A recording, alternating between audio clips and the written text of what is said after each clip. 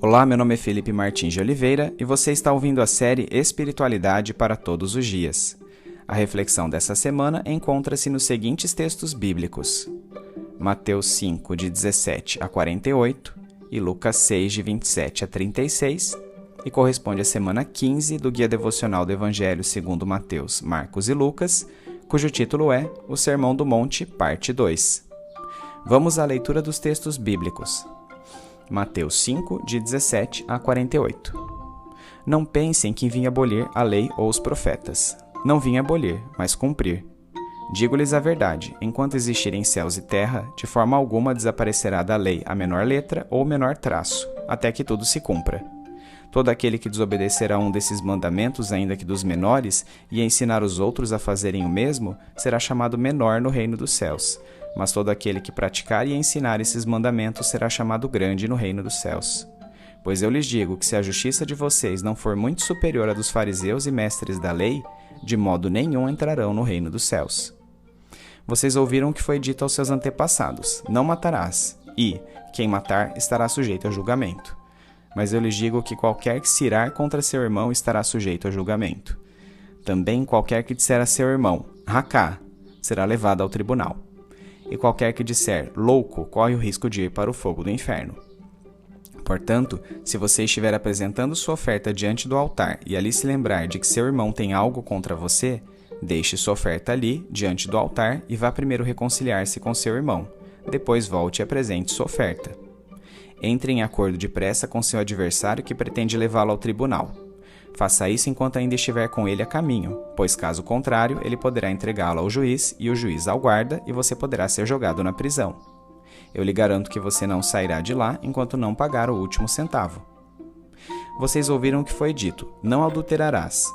Mas eu lhes digo, qualquer que olhar para uma mulher para desejá-la, já cometeu adultério com ela em seu coração. Se o seu olho direito fizer pecar, arranque-o e lance-o fora. É melhor perder uma parte do seu corpo do que ser todo ele lançado no inferno. E se a sua mão direita o fizer pecar, corte-a e lance-a fora. É melhor perder uma parte do seu corpo do que ir todo ele para o inferno. Foi dito, aquele que se divorciar de sua mulher deverá dar-lhe certidão de divórcio. Mas eu lhes digo que todo aquele que se divorciar de sua mulher, exceto por imoralidade sexual, faz com que ela se torne adúltera, e quem se casar com a mulher divorciada estará cometendo adultério. Vocês também ouviram o que foi dito aos seus antepassados: não jure falsamente, mas cumpra os juramentos que você fez diante do Senhor. Mas eu lhes digo, não jurem de forma alguma, nem pelos céus, porque é o trono de Deus, nem pela terra, porque é o estrado de seus pés, nem por Jerusalém, porque é a cidade do grande rei. E não jure pela sua cabeça, pois você não pode tornar branco ou preto nem um fio de cabelo.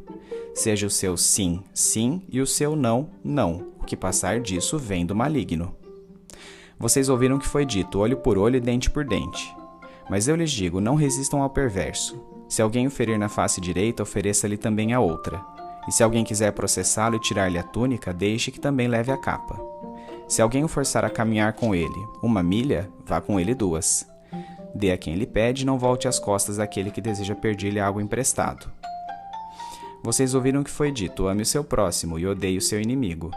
Mas eu lhes digo, amem os seus inimigos e orem por aqueles que os perseguem, para que vocês venham ser filhos de seu Pai que está nos céus. Porque ele faz raiar o seu sol sobre maus e bons, e derrama chuva sobre justos e injustos. Se vocês amarem aqueles que os amam, que recompensa vocês receberão? Até os publicanos fazem isso.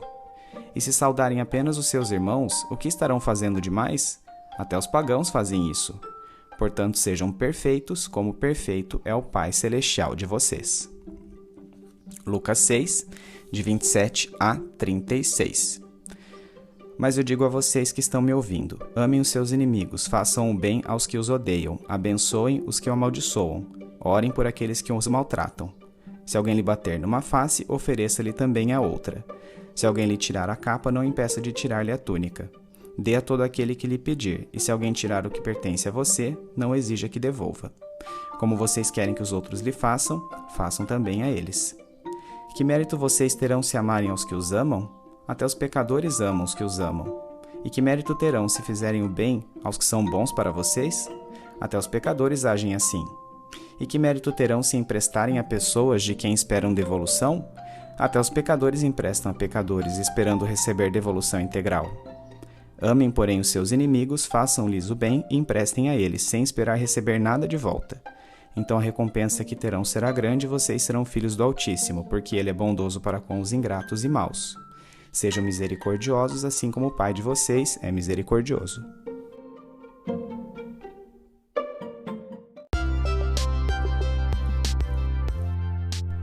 Os versículos lidos detalham as atitudes esperadas dos cidadãos do Reino de Deus, sobre o qual Jesus discorreu nas passagens de nossa reflexão da semana anterior. Como Messias, Jesus não veio para abolir o Antigo Testamento, aqui designado como lei e profetas, que correspondia à totalidade das escrituras de que se dispunha naquele tempo, mas para redimensioná-lo. Tal mudança, conforme consta em Mateus 5, de 18 a 20, necessariamente passa pelo combate ao legalismo, que se tratava de guardar a lei apenas na aparência para supostamente conquistar méritos diante de Deus, desrespeitando-a no íntimo. Isso equivalia a seguir a letra da lei, desconsiderando seu espírito. Nos versículos que seguem, Jesus ofereceu alguns exemplos desse legalismo e os contrapôs com a atitude esperada dos cidadãos do Reino de Deus, resgatando o sentido original da lei que havia sido perdido na religiosidade judaica. Respeitando a sequência de Mateus, os assuntos tratados são assassinato, adultério, juramentos, vingança e tratamento aos inimigos. Todos os exemplos de conduta dados adiante seguem o formato: vocês ouviram o que foi dito aos seus antepassados, seguido de mas eu lhes digo. Tais expressões pretendem denotar que Jesus, como Messias, é o novo Moisés, reinterpretando as Escrituras. O denominador comum destas reavaliações é equiparar a severidade das intenções à prática propriamente dita do pecado. Com isso, Jesus elevou a ética da lei, tornando-a uma lei do coração, ao invés de um mero conjunto de regras. Embora a lei mosaica tenha advertido contra o assassinato, Jesus afirmou que a simples manifestação de ira deveria ser encarada com a mesma severidade. Para Jesus, a seriedade de um insulto verbal é tão expressiva que seria passível de punição pelo sinédrio, ou até mesmo de tornar o indivíduo réu do fogo do inferno. Isso significa que a ofensa irada contra um ser humano era tão grave quanto uma heresia contra o próprio Deus. O homem que afirma amar a Deus não pode manifestar ódio contra os seres humanos. Por conseguinte, reconciliações com irmãos têm precedência sobre qualquer ato de culto a Deus. Mesmo perante os inimigos, acordos são mais sensatos do que um julgamento civil. Se uma pessoa pretende processá-lo perante um tribunal, diz Jesus, tente de todas as maneiras reconciliar-se com ela, pois é melhor resolver a questão informalmente do que correr o risco de ser preso. Jesus passou então a discorrer sobre adultério. A lei judaica definia adultério como estabelecimento de relações sexuais com a esposa ou noiva de um homem judeu. Jesus, porém, estendeu o adultério para qualquer mulher e apontou como pecado a simples intenção, em detrimento exclusivamente de sua prática. Em outras palavras, se houver disposição mental a cometer adultério para Deus, é como se ele já tivesse sido executado. Nesse contexto, Mateus 5, de 29 a 30, exprime como nossa santificação deve ser buscada com seriedade extrema. Obviamente, Jesus não está ensinando aqui a automutilação literal, mas sim que devemos lidar com o pecado de modo tão drástico quanto necessário. Continuando a exemplificar a ética da lei, Jesus abordou a questão do divórcio. De acordo com os costumes judaicos, se um homem decidisse se separar de sua esposa, deveria dar-lhe carta de divórcio. O documento significava literalmente certificado de abandono, dando à mulher permissão legal para casar-se novamente com outro homem. Na cultura judaica dos tempos de Jesus, o divórcio favorecia o homem e marginalizava a mulher. O homem podia requisitar o divórcio, mas não a mulher, e era comum que um homem se divorciasse de sua esposa pelos motivos mais banais. Jesus, todavia, restringiu o divórcio apenas aos casos de infidelidade conjugal, pois, se a separação se desse por outras razões e o homem e a mulher contraíssem novos matrimônios com outros cônjuges, aos olhos de Deus, estariam cometendo adultério. O tópico seguinte são os juramentos. Os judeus juravam pelo céu, pela terra, por cidades como Jerusalém, por partes do corpo, pela sinagoga, pelo templo e até mesmo pelo nome de Deus. Entretanto, consideravam apenas os juramentos pelo nome de Deus suficientemente importantes para serem cumpridos. Os demais votos nessa forma de pensar podiam ser falsamente estruturados. Com isso, tais asseverações, ao invés de endossarem a honra, haviam debilitado a honestidade nas relações. Por esse motivo, Jesus condenou todo e qualquer tipo de juramento, de maneira que o indivíduo deve ser íntegro a ponto de um simples sim ou não inspirar confiança suficiente que dispensasse essa prática. Dito de outra forma, a garantia de honestidade de uma pessoa deve advir simplesmente da certeza do cumprimento de sua palavra. O próximo assunto de que Jesus trata é a vingança. No Antigo Testamento, a lei de talião, olho por olho, dente por dente, fora incorporada para evitar punições desproporcionais, já que famílias inteiras eram dizimadas por causa de assassinatos pontuais. Jesus, porém, ensinou que o cidadão do reino de Deus deve estar pronto a usar de misericórdia, abafando o intento de vingança diante de indivíduos que praticam o mal e preparando-se para eventualmente sofrer outras más atitudes futuras. Como cristãos, precisamos estar prontos a suportar prejuízos e a generosamente dar, mesmo quando isso não for fácil ou razoável. O último tema de que Jesus tratou nessa sessão é a postura para com os inimigos. A lei mosaica em geral proibia que um judeu odiasse ao outro, fazendo com que o termo inimigo fosse quase um sinônimo para gentio nos tempos de Jesus. Entretanto, ele ordenou não apenas deixar de detestar, mas que amássemos aos nossos inimigos e orássemos pelos que nos perseguem. O judeu daquela época, portanto, deveria amar não somente os outros judeus, mas aqueles que não pertencessem a Israel. Este amor aos inimigos é a evidência externa máxima de nossa filiação para com Deus. Os judeus faziam do ódio a seus inimigos parte intrincada de seu sistema doutrinário, mas Jesus afirmou que a verdadeira religião consiste em eliminar qualquer tipo de ódio de seus preceitos. Amar apenas aqueles que nos amam é reação natural do ser humano e, portanto, não pode ser usado como padrão de prática pelo cidadão do reino, para quem o alvo a ser atingido é, nada mais nada menos, do que a perfeição do próprio Deus.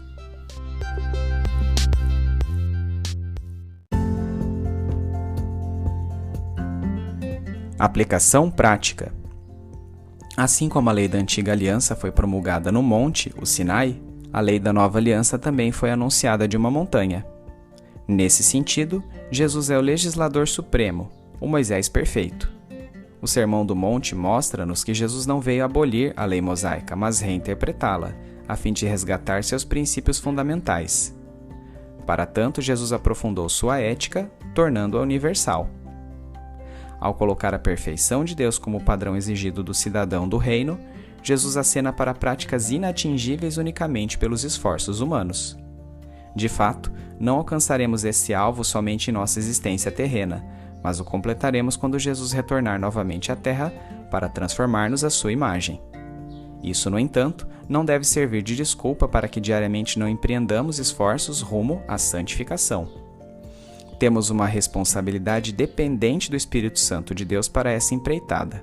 Sozinhos nada podemos, mas há sim uma parcela de abnegação, sacrifício, perseverança e disciplina que precisamos constantemente cultivar em direção ao abandono do pecado.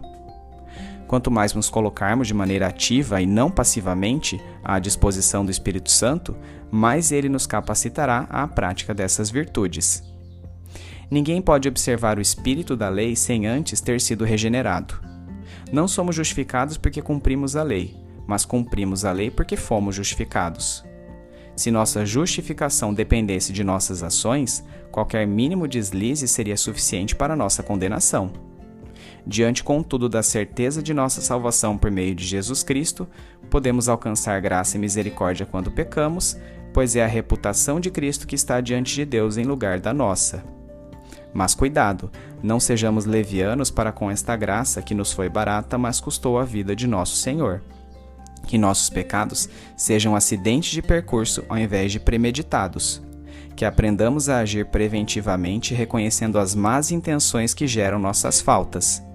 Façamos uma análise realista de quem somos, a fim de que não tropecemos sempre nos mesmos erros. Que pelo trabalhar do Espírito Santo, sejamos melhores amanhã do que somos hoje.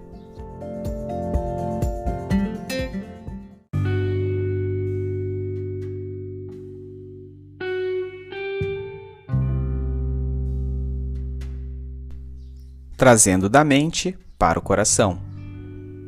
Nesta agradável manhã chuvosa, debaixo das cobertas, quero elevar minha alma ao Senhor em gratidão por todo o bem que me tem proporcionado. Obrigado pelo sustento, pela provisão e por conceder-me muito mais do que necessito. Uma inspiração profunda capta a deliciosa umidade do ar. O som das gotas de chuva parece uma melodia de fundo. O conforto desse dia que se inicia faz-me pensar no Maestro que rege todos esses elementos da natureza. Por um instante, toda a complexidade de minha rotina, trabalho, adversidades e lutas, parece esvair-se perante suas obras. A chuva fraca dá lugar a um forte temporal, fazendo-me lembrar de seu poder e soberania. Por mais que eu tente imaginar sua grandeza como um rei assentado sobre as nuvens ou como uma imensa luz amorfa que permeia os céus, nenhuma correlação de minha mente é capaz de captar uma ínfima parte de sua essência. E apesar de toda essa grandeza, ao refletir sobre passagens bíblicas como as que acabei de ler, percebo que a revelação que o Senhor precisava ter feito a mim e a todo mundo já se concretizou na figura de Jesus Cristo.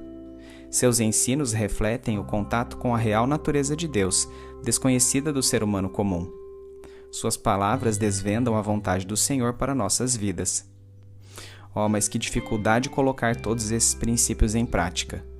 Como cristão desde minha infância, estou habituado a ouvir pregações que contrastam lei e graça. Minha leitura bíblica procurava sempre fazer esse tipo de distinção. Não estou acostumado a conciliar a lei com a graça. Mas é exatamente isso a que Jesus me convida hoje, a olhar para a lei pelas lentes da graça. Quão severa é a ética do reino, quão rigorosas as suas prescrições. A porta é estreita e o caminho é árduo demais. Se eu fosse tomar as palavras de Jesus em seu sentido literal, há muito tempo já me teria mutilado inteiro, e não me restaria qualquer parte do corpo por causa dos pecados que cometi, seja por ação efetiva, seja por intenção. Peco todos os dias. Mesmo que não faça o mal pela ótica do reino, o simples fato de deixar de fazer o bem me condena. Um sentimento de desespero vem sobre mim. Não estou à altura de todas essas exigências.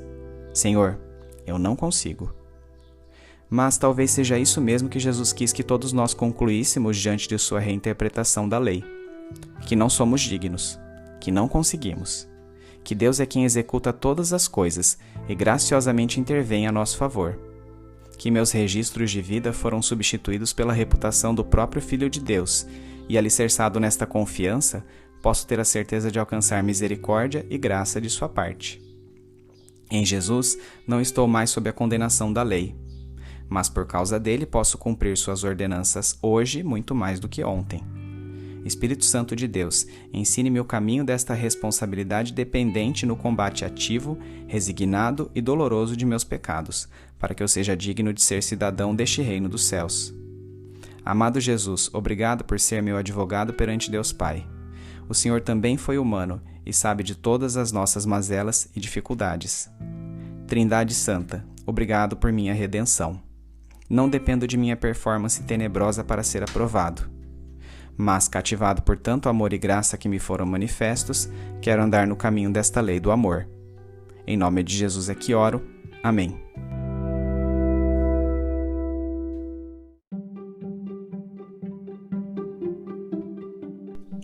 Medite mais sobre este texto ao longo da semana. Domingo, leia os textos de Mateus 5, 17 a 48 e Lucas 6, de 27 a 36, bem como os comentários sobre eles. Segunda-feira, por que pelos versículos bíblicos que acabamos de ler, Jesus pode ser chamado de o novo Moisés? E por que o monte em que Jesus profere o seu sermão é o novo Sinai? Terça-feira, relembre o que lemos a respeito da reinterpretação dada por Jesus às seguintes questões abordadas pela lei mosaica: assassinato, adultério, juramentos, vingança e o tratamento aos inimigos. Quarta-feira, o que significa o termo responsabilidade dependente em relação ao abandono do pecado? Quinta-feira, como lei e graça podem ser contrastadas? Sexta-feira, como lei e graça podem ser conciliadas? Sábado, quais as implicações práticas dos textos de Mateus 5, 17 a 48 e Lucas 6, de 27 a 36 para a sua vida?